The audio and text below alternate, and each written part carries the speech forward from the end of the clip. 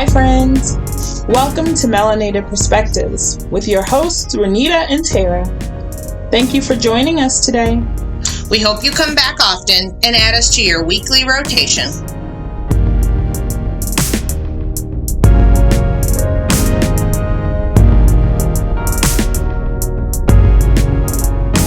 Have you guys been outside lately? It's beautiful. All right, the weather's changing, the grass is starting to turn a little greener, and it is March. So I wanted to start by reminding our friends who are already following us that we have a March challenge going on for my birthday. Exactly. Yes. What's that challenge? Wait. You all won't hear this on her actual birthday, but today is her birthday, the day we're recording. What? Get hype. What? Get hype. So the challenge for March is we want to get 100 new followers and we need your help. So we are asking you to spread the word. And if you don't already follow us on Instagram, please do at melanated_perspectives. Yeah, baby. We need y'all. So today we're going to discuss spending habits. And you might go, what? Like, where did that come from? Because, so we're always thinking. Things speak to you at different times, right? So I was listening to someone on another, I don't remember exactly, was it a podcast or something? And it spoke to me because the lady was saying she is not caught up in labels and designer shoes or purses or whatever. She said that's not her thing. She wasn't knocking anybody that's into that. She said she felt proud and she felt good because her house was paid off, her car was paid off. She was good. Right. So, after I heard that, I was like, that's interesting. And I said, Tara, what do you think about discussing this with our friends at Melanated Perspectives, who are our followers and subscribers? And I thought that was an amazing idea because I don't know if I really remember having a very specific conversation at a young age about spending and credit and all of those things. And so I thought, okay, let's do this. Let's think about what our plans are for our little ones and kind of what our long-term goals are. So I thought it was an amazing idea and I hope you guys do too. So you want me to start? Yeah, go ahead. Okay. So Tara had some good ideas about having us think about when we were younger and maybe the messages that were directly stated and then the indirect messages. Mm-hmm. So I knew, I guess I would say once I got to elementary school that we were in the middle. I knew we were definitely not rich, but I knew we weren't struggling or our lights didn't go off or I didn't know about food stamps as a kid. Right. But later on when somebody said something about it, I was like, okay, well, I know we didn't use that. So I just kind of knew when you go to school, kind of comparing yourself to others. And it was just kind of all right, we're kind of in the middle. Mm-hmm. And I do specifically remember my mother, a.k.a. Rita, was she had enough of, I guess Roland and I maybe were man, we don't ever have no money or something we must have said. So my mother, being who my mother is, she's a very detailed, let me chart out what's the program? Excel, an Excel spreadsheet or type person. So she had us sit down. She said, okay, you want to keep asking these questions about money. Let me show you. This is the money that we bring in. This is where it goes. This is what we're left with. This is what we do. So, and as a parent now, I especially get it, that she was just yeah, let me tell you. Plus, I think it's just a good thing. Obviously, age appropriate, discussing money, savings, bills, teaching your kid to earn money, right? And they really want a toy. Yeah, I could just buy it for you. Or I can say, you do X, Y, and Z, you get 50 cents for taking out the trash, however you want to do it. Dang, it's not 1932. Hey, we roll like that. Okay. My child don't know a quarter from, no, we actually don't do this yet, but, and another message or something directly that did happen was, I believe maybe we were, I don't know, maybe 12, maybe a little younger. Each of our parents, so my dad took my brother to the bank and set up an account together and then had a little discussion. Now that I don't really remember, I just know that we went to the bank. Then when I turned of age, my mom took me.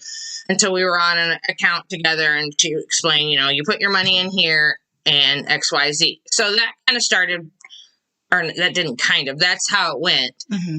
And it was very clear to me, my parents did not care about labels. They told us, we are not buying, and this is the 80s, okay, 80s, 90s, $80 pair of Nikes. Jabros, baby. Whatever was, my brother was Nike because I felt like all of the athletic gear, I don't know, still was Nike then, but maybe I'm wrong. And my parents were like, look, you guys are growing. I'm not going to spend all that money, Sure. and then you're out of it next year.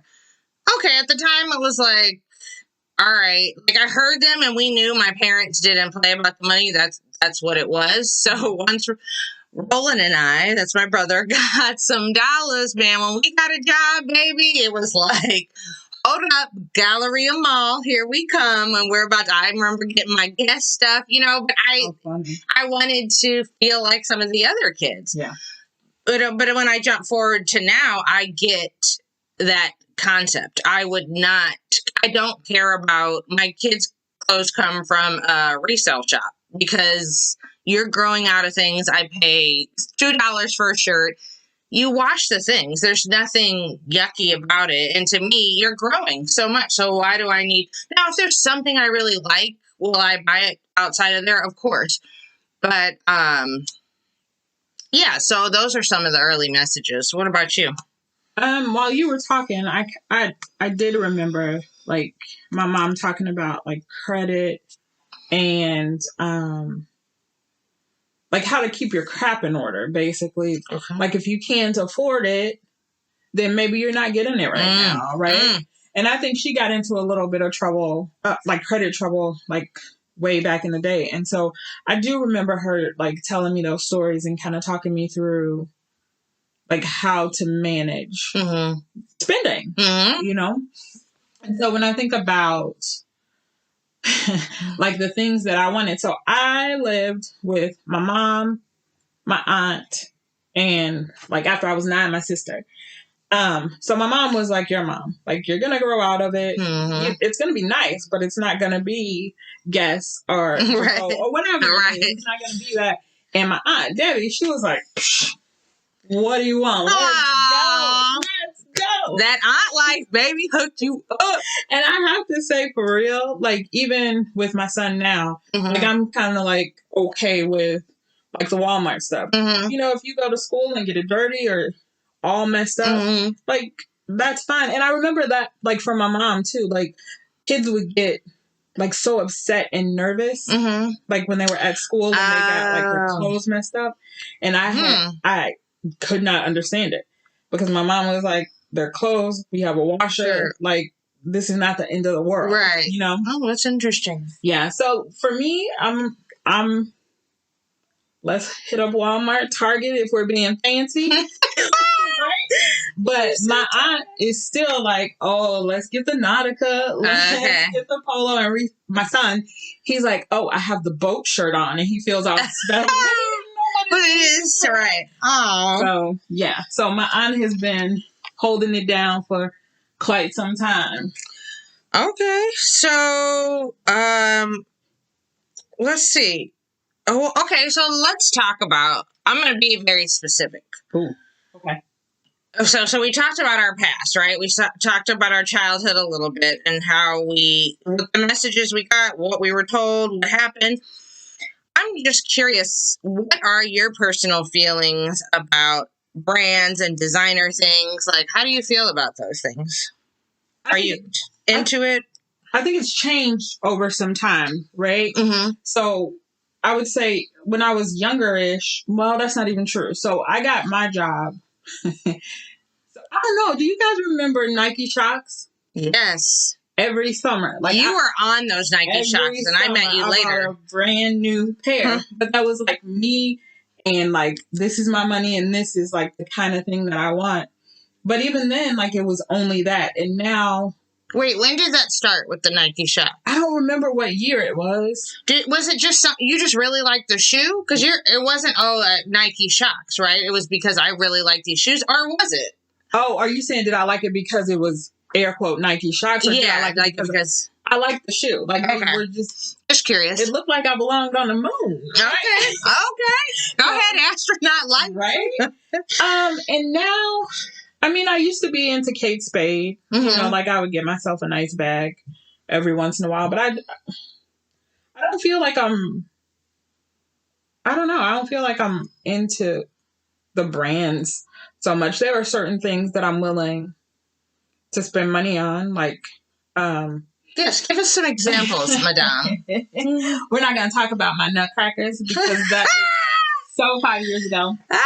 Y'all need to see these nutcrackers. They are the largest nutcrackers I have ever seen. And I appreciate that they're brown because it's nice to be diversify your Christmas decorations. But these mugs, they're scary. You pull up to our house and think 2 men are standing on the side. Okay, sorry. Go ahead. So that's one of the things. I love Christmas. I don't know if you guys know that. Ooh, yes, she does. And I bought these 2 6-foot nutcrackers that are just colorful and amazing. And I remember they came to the house and I opened the door and I was like, honey, I need help. And I hadn't told him that I bought it. Not because like I was hiding it or anything, but I just hadn't told him.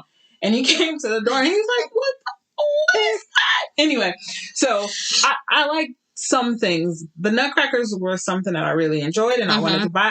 I am willing to spend money on memories. Okay. So yeah, I get that. I don't remember traveling ever.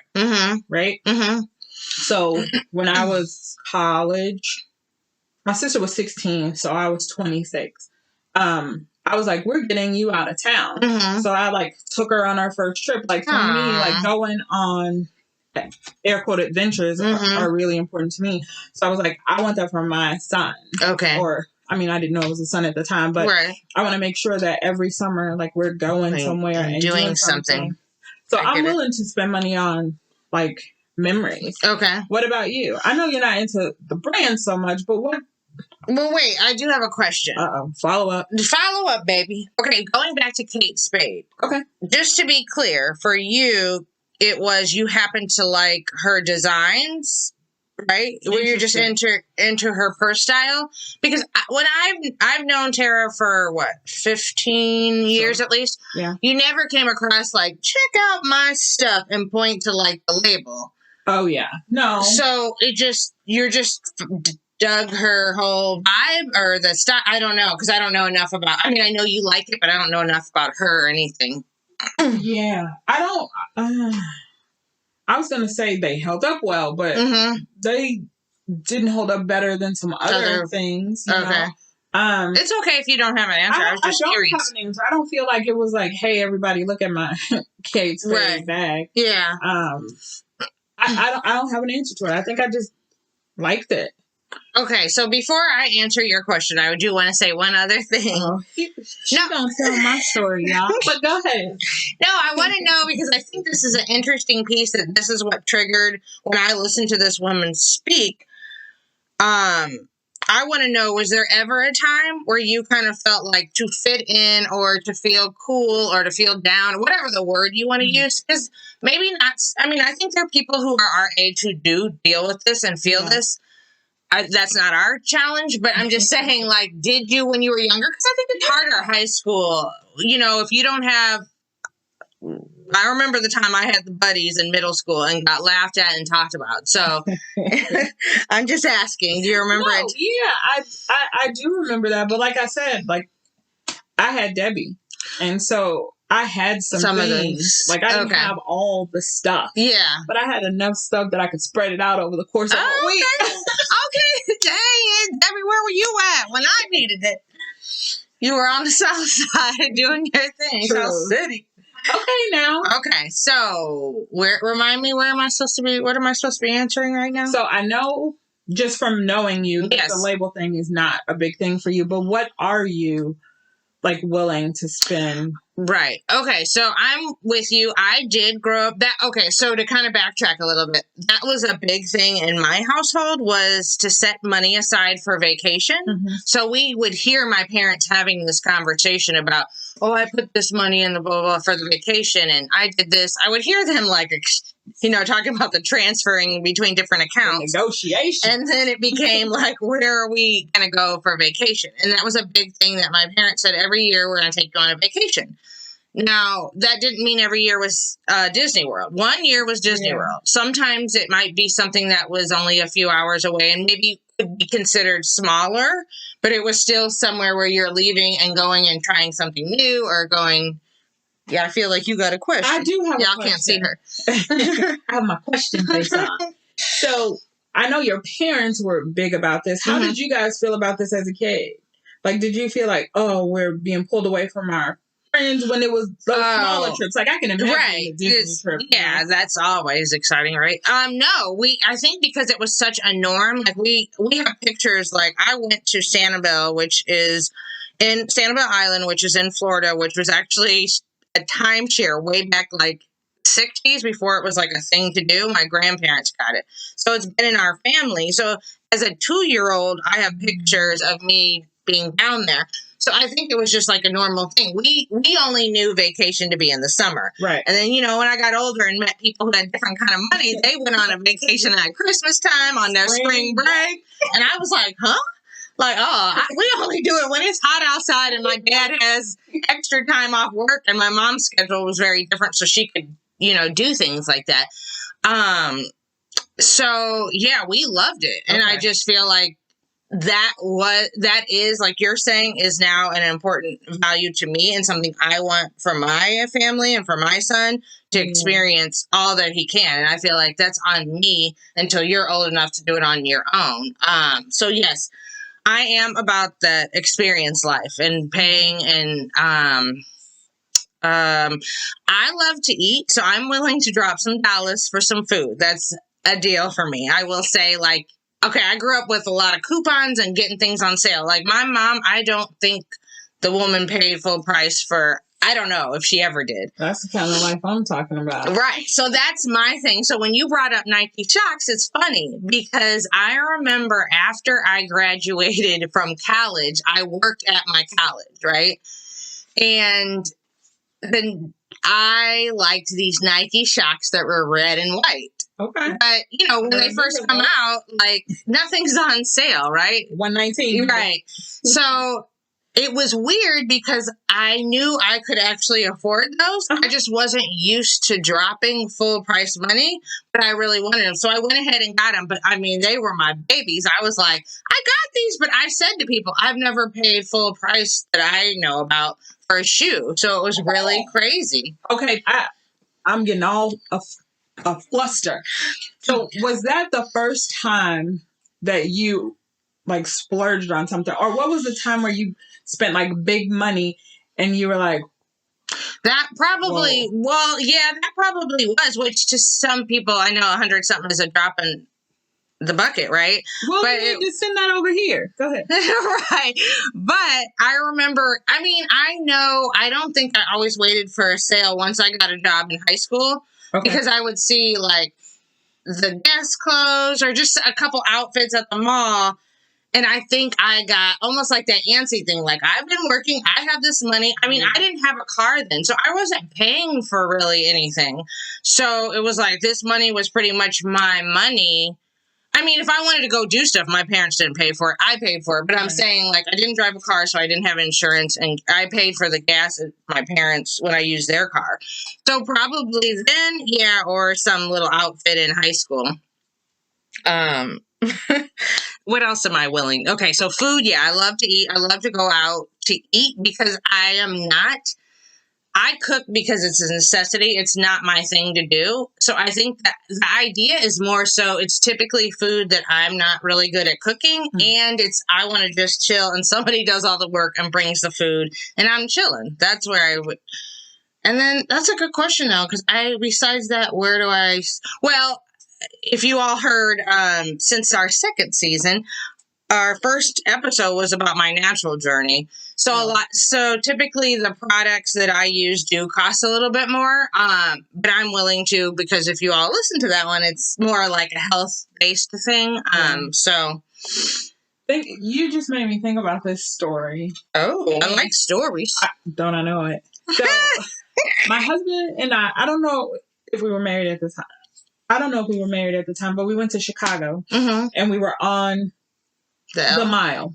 Oh, okay. Yes, honey. And there were these shoes, not Michael Kors, Cole Haan.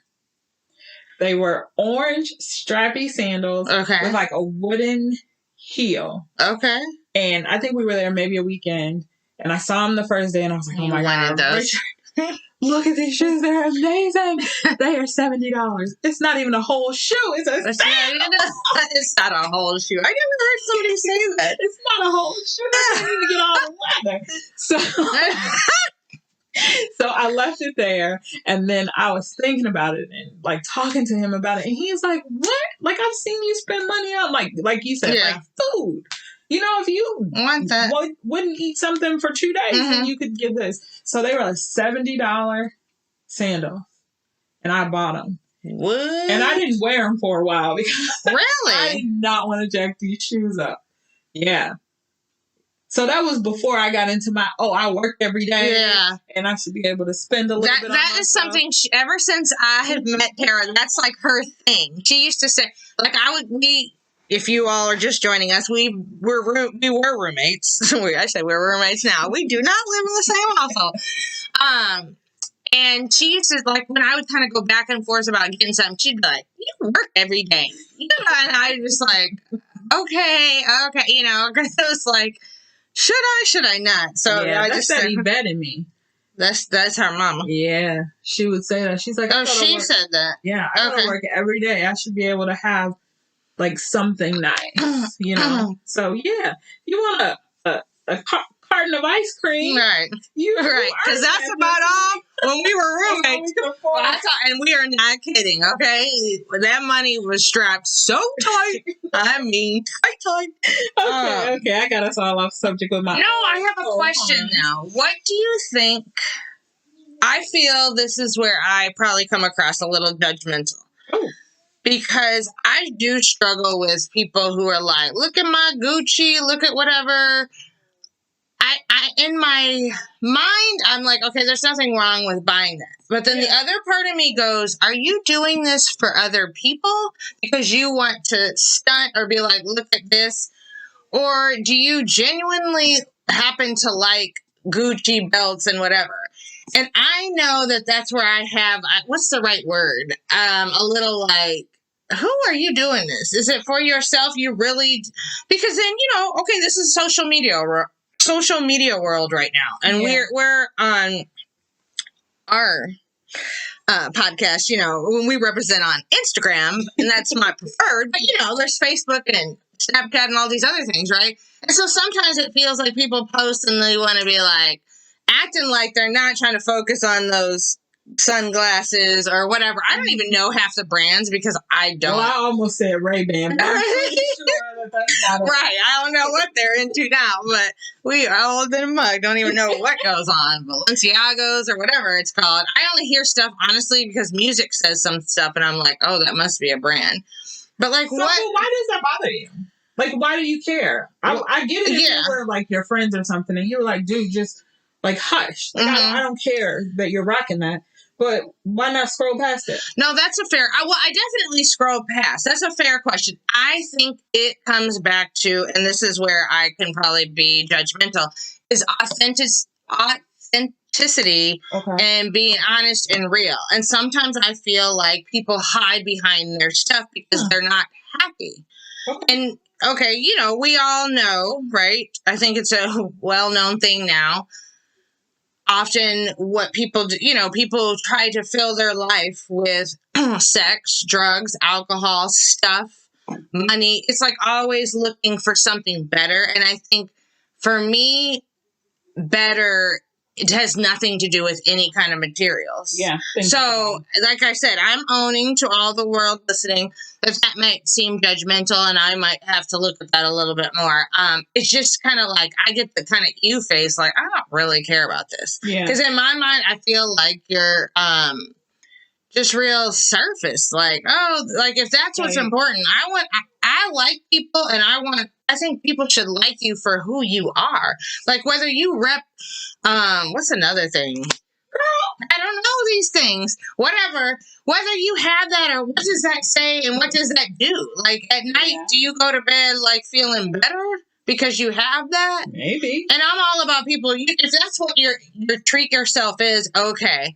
It just does seem like I think this highlight in the social media where like, let me show you whatever. Like I'm never gonna buy some red bottoms. Now let's be Hold fair. up. Hold you up. gonna buy some? Hold up. You can buy them. I don't want them. Look, if I'm working the right job and I'm doing a certain meeting and I'm rocking the right suit, I wouldn't mind crossing my legs and have a little red bottom. But you like the style, or you really want to just say that you have a red like bottom pair? Stunt a little bit. Okay, you can stunt. I don't know that I want to pay for them, but I would like to have them. Right. Well, yeah, I think in my mind, because I did grow up so budgeted, that I think, you know what, all the things I could buy with, I think that's also hard for me. I can't drop that much money for one item. Yeah. You know what I can do is, I don't know how much something costs, but let's say $500. I might run in them so people can see. Okay. Okay. I quit. Yeah. Carry on. So. No, I didn't mean to distract you. I was just thinking how wonderful it would be to have a pair of red bottoms. But you find it hard to spend that much money on one thing, which takes me to my next question. Okay. You guys purchased a home. Yes, we did. How was that process for you? I mean, that's probably a person's biggest like purchase. Yeah. Right? How was that for you guys? I mean, yeah, it's a lot of money. But she's so talking. What's going on right now? I guess for me, but it was something. Like for me in my mind, it's like, this is property. This is something that I also could pass down to my child. So it's an investment. And that's why I think it's different for me, not compared to you, but maybe for other people of like investing in something. Like, what is this going to do for me? And I think this may be where I get caught up. I know I'm still kind of on that train of with the material things because I'm like, what is I'm not investing in this purse. It's just a purse to carry, right? Right. But having a home or having multiple homes or owning some kind of a laundromat, something where you have property. We know what that can. Hey, you know what we can do with that. I just think it's my job. My kid is little, right? And it's my job to set up some financial stability, something that I could be like, here, son, if you decide, you can live here. If not, you can sell it, but something to pass down. Yeah, I feel like, what about you? What happened? Because you've owned 2 homes. Yeah, this is the second one. What's the question? You didn't tell me how you felt about the purchase. I felt good. Like, is it because, are you asking okay. more like, because it's a lot of money you're putting in? Yeah, was it like hard to like move from, like, I know you guys both really wanted to move into like a single family home where it was just like your family and your noise and your Gotcha. Yes, I was very big on that, wasn't I? Yes. But like, how did that process go? Like, did you already know how much you could spend? Did you? Okay, I see what you're saying. Like, how was that process of thinking about the money, looking for? That's fair. The locate, like all of those things that play into it. Okay, well, from the financial piece, yes, you're right. Like, it gave me anxiety because it was, like you said, it was going to be the biggest mortgage. Our mortgage bill is our biggest bill. Sure. And when I saw like how much, because I was very particular about the neighborhoods I wanted to live in, and you know this, I feel like, are we veering off? But I guess this is tied to that. I don't want to talk too much about the housing process. Okay. But, so I was like, there was areas where people like, you could move here. It's a lot cheaper. And I was like, yeah. There's a reason. There's a reason. And I was very, 1, safety, 2, diversity. And then I am just weird about the whole centralized location thing. I didn't want it to be too far in any direction. I don't know necessarily what that is, but that's just me. Direction from what? So I just was like, okay. So at first I was like, oh my gosh, I started feeling defeated and like, we're not going to do this. We don't make enough money. We're not going to be able to get what we want.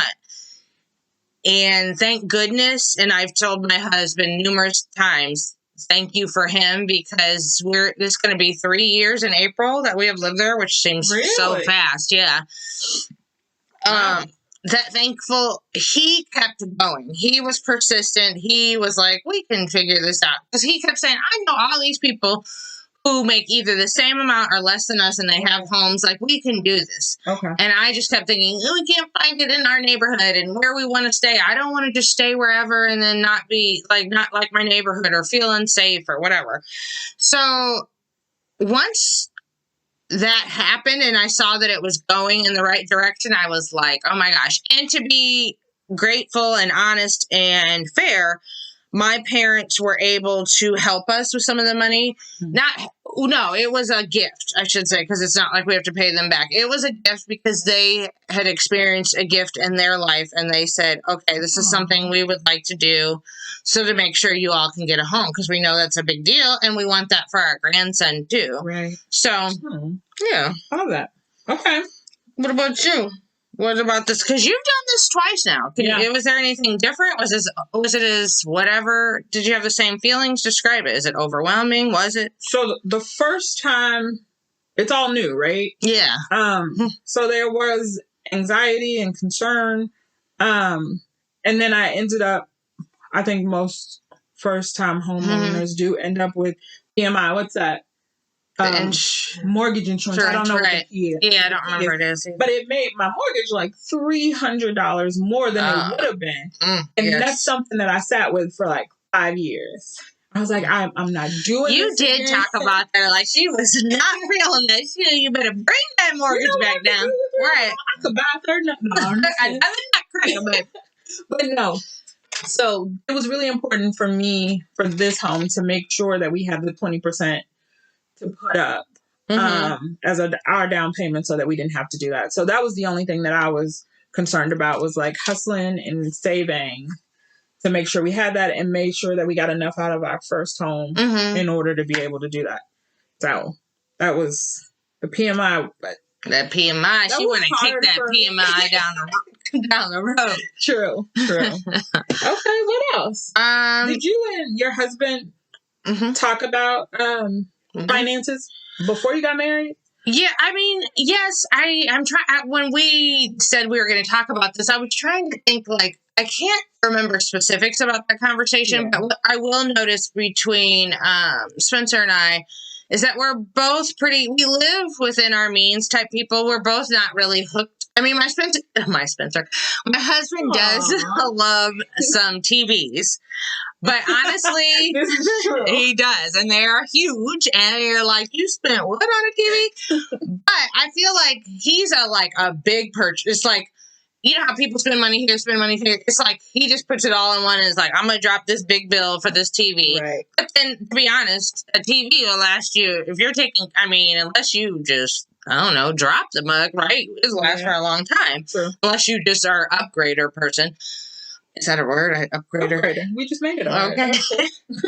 So I felt like we were similar on, like, we weren't really hooked on something like, ooh, you had to watch the other person be like, hey, cut down your spending. It's not really a thing for us. So I feel like we're pretty good at saving or setting a goal and saying we'd like to do X, Y, and Z. So the money, I feel like you can always save, or I should say for myself, I could always probably save a little bit more, and maybe, I love to hit up, shout out to Smoothie King, but even I love that Smoothie King, but I will even admit that not so much for a financial reason, but I kind of cut, like, I realize there's small ways and to save that actually end up, if you, like, people who are big on coffee, you drop $5. She's throwing shade right now, y'all.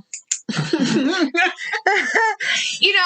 like I never really trip off of it, but that's such a thing that when you listen to any financial person, right? They talk about how quickly then you save $40 a month, $40 times 12 months, then you're like, oh, when they start putting it like that. So that's also like, okay, I don't need a $5 smoothie every Friday. Okay. Right. So, finding out ways to cut corners, and then other ways of thinking of building income, right? Because Tara and I have talked about the idea of like owning property and,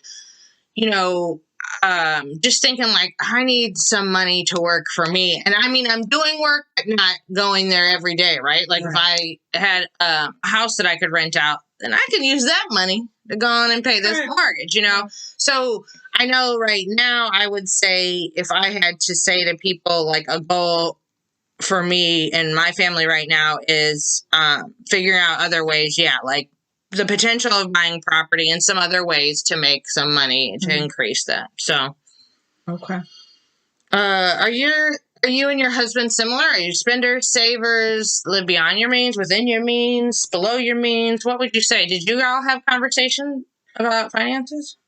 We had a conversation about money in general, but not necessarily how we would spend it, I don't think. And so then when we got into our first home, like there was a clear difference. Yeah. And like I want to make it look pretty. Like I want to come in and feel like it's like homey. Right. And he's like, if the walls are going to fall down, then it doesn't matter where you put the new You said, but the walls going to fall with this nice pretty stuff coming down. Right.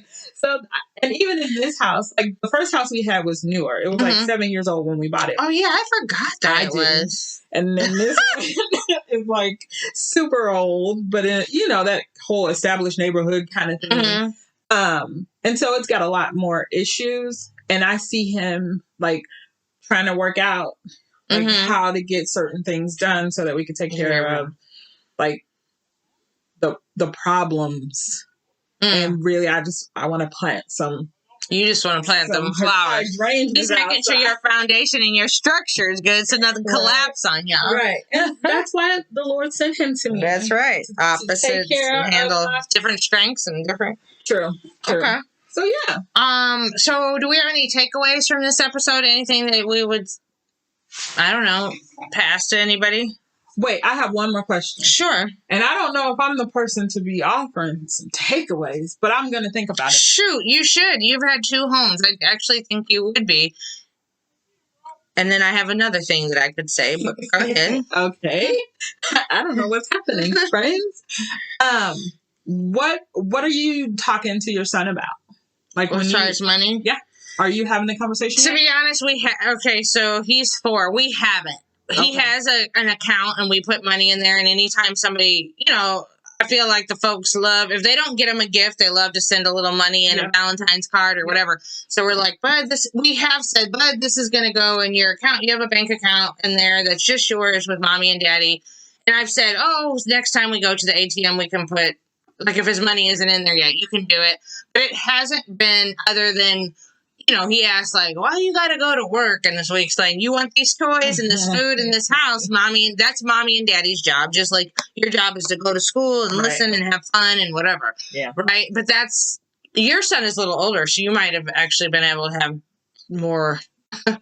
Yeah. So like you said, the grandparents and the aunts and the uncles always handing out the dollars. I don't remember getting these. No, they did not.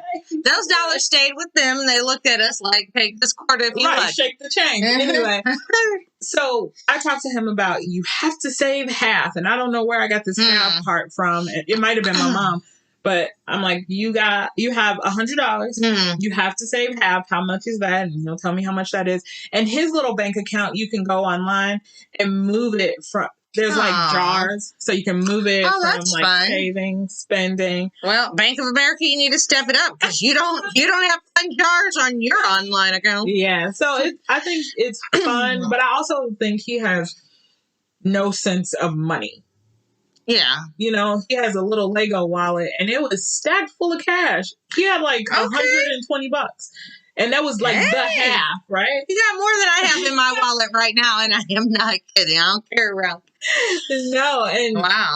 like, he's like, I want to have this. Right now, it's video games. Mm-hmm. And you know how you can get the little add-ons Oh, online? right. And so he's like, I need this dragon egg. And Richard's like, dude, you have no sense of money.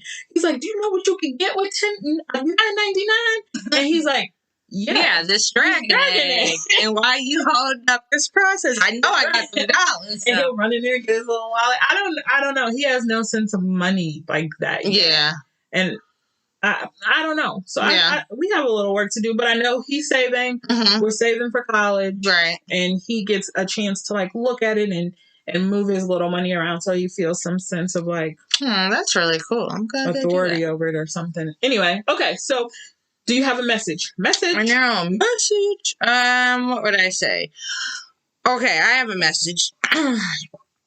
This comes from, to be very transparent with it, I'm a nanny. Nannies are not notoriously known for making a lot of money. And so I want people to know, even if you don't think of yourself as, I don't make six figures, and not that, I'm just saying, like, I want to be really clear that that is only one piece. Saving, even if you do $5, especially if you start early, like the the importance is taking money aside and saving it for retirement or however you do. I just want people, I feel like this, I'm jumbling my words, but the idea of don't let your salary, because I felt like I did that for a long time, because I've typically worked in a lot of fields that it's just not known to have a lot of money, right? And so I think it kind of messes with me, like, oh, I don't have enough for this Roth IRA. Yes, you do. Yeah. Even if you're putting, because my dad started one for my brother and I and said, even if you put a little bit, and it took me a while, and then I finally started doing it, and I was like, I was tripping. Right. Because something is better than nothing. And later on, I really don't care to be 80, 90 years old working. And I am not kidding. So I just want to encourage people, don't let that get you down. Okay. And that also doesn't mean that you can't do fun things and travel. Because I think travel, people always say, oh my gosh, that's so expensive.